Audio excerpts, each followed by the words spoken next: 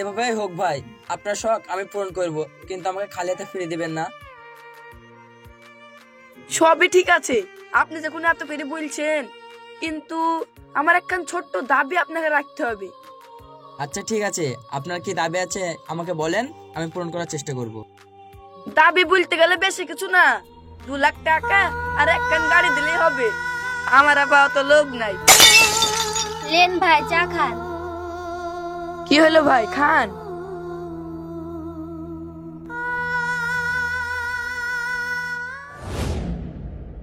রিয়াজ, আমাদের সম্পর্কটা মনে হয় বেশি দিন টিকানি যাবে না। কেনে আজ হঠাৎ এরকম কথা কেনে? তুমি জানো না আমি তোমাকে ছাড়া বাঁচবো না। আমিও তোমাকে ছাড়া বাঁচবো না, কিন্তু কি করব বলো?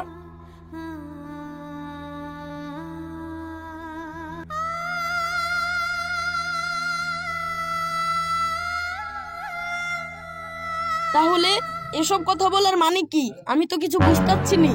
আমার আব্বা কালকে তোমাদের থেকে ছিল তোমার আর আমার বিয়ের কথা দিতে। তুমি তো সবই জানো, আমার আব্বা সামান্য একটা ভ্যান চালক। এতগুলো টাকা কি করে দিবে? তাই তো হইলো, কি করব আমিও তো ভেবে পাচ্ছি নি। আমার কাছে একটা আইডিয়া আছে। কি আইডিয়া?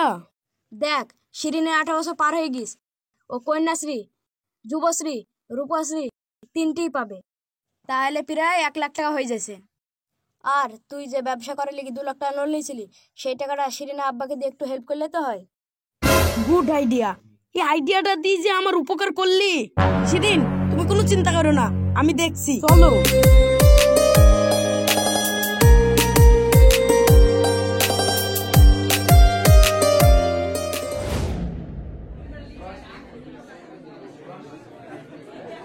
আপনারা চুপ করেন, আমাদের প্রধান সাহেব আপনাদের কাছে কিছু গুরুত্বপূর্ণ কথা বলতে চান। সমস্ত কমরেডদের উদ্দেশ্যে বলছি, সামনেই পঞ্চায়েত ভোট, আর বেশি দেরি নয়। তাই আমাদের সবাইকে কঠোর পরিশ্রম করতে হবে। আমি প্রধান ছিলাম, প্রধান আছি, আগামী দিনেও আমি প্রধান থাকতে চাই। কিভাবে আমাকে প্রধান রাখবেন সেটা আপনাদের ব্যক্তিগত ব্যাপার। প্রধান সাহেব, আগামী দিনে আপনি প্রধান থাকবেন, দরকার পড়লে আমরা সবাই জান দিয়ে দেবো। না, আমরা জান দিতেও আসিনি, জান লিতেও আসিনি। ভোটের সামনে আমরা সব ভাই ভাই।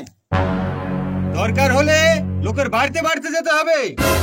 বাচ্চাদের নাক দিয়ে ফোঁটা বেরালে নিজের কাপড় দিয়ে মুছিয়ে দিতে হবে।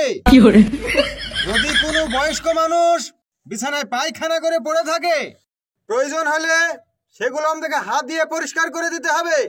এইটাই আমাদের সংগঠন। প্রধান সাহেব, প্রধান সাহেব, প্রধান সাহেব, আমাকে বাঁচান।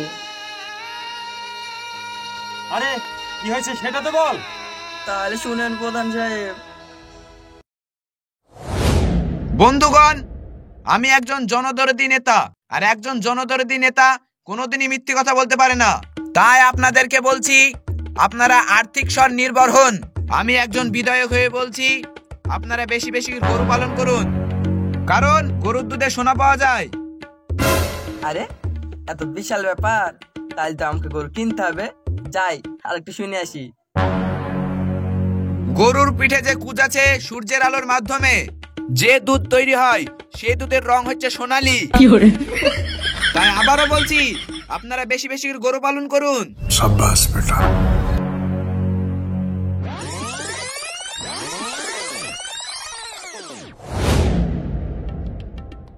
ওগো, রিয়াজের আব্বা যে 3 লাখ টাকা দাবি করলো, সে টাকা কি ম্যানেজ হইলো? 3 লাখ টাকা তো মামুলি ব্যাপার রে, মেয়ের বিয়েতে আমি সোনার নেকলেস দিতে দিব। ইয়া কানা শোনা কেনার মরদ নাই, আব্বা বলে শোনা নেকলেস দিব। কথা শুনি সব গা জ্বলে যায়। আজ কি এত তাড়াতাড়ি চলে আসলি কলেজ থেকে? না মা, আজকে আমি কলেজে যাইনি, আজকে আমি বিডি অফিসে গেছিলাম। কি ব্যাপার, বিডি অফিসে কি করতে গেছিলি? মা, রূপশ্রীর টাকা তুলতে গেছিলাম, আর আজ কিছু ম্যানেজ করে দিছে। লাও, টাকাগুলো রাখো। তুমি আবার হা করে কি দেখছো? যাও গাটা ধুই লাও। আয় শিরিন।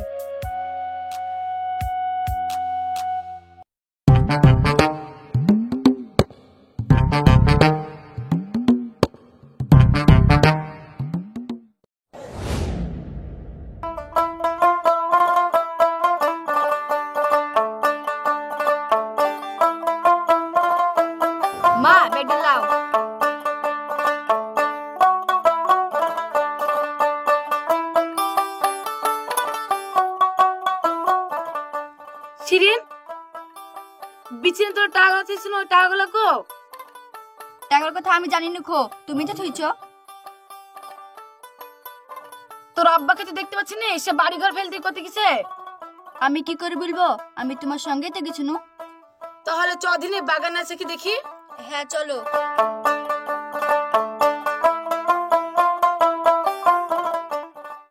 50,000 টাকা দিয়ে গরু কিনেছি, খালি একবার থেকে সোনা দিলেই হবে।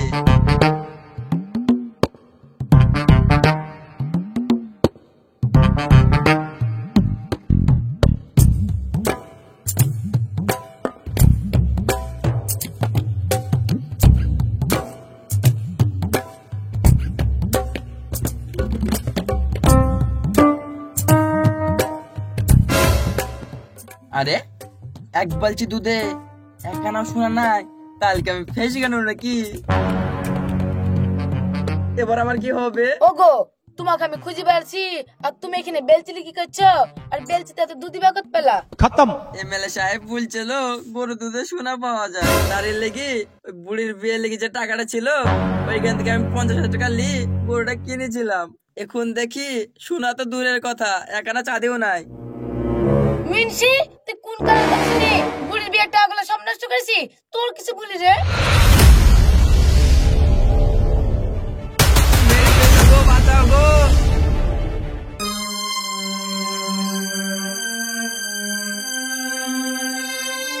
সবই তো বুঝলাম, তোমাকে তো বাবু চিনতে পারলাম না।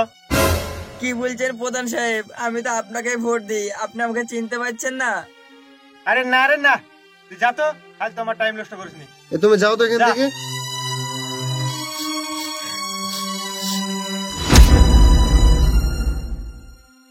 আমাদের সমাজের কিছু কিছু মানুষ কিছু কিছু অযোগ্য মানুষকে যোগ্য মনে করে বেশি গুরুত্ব দিয়ে ফেলি।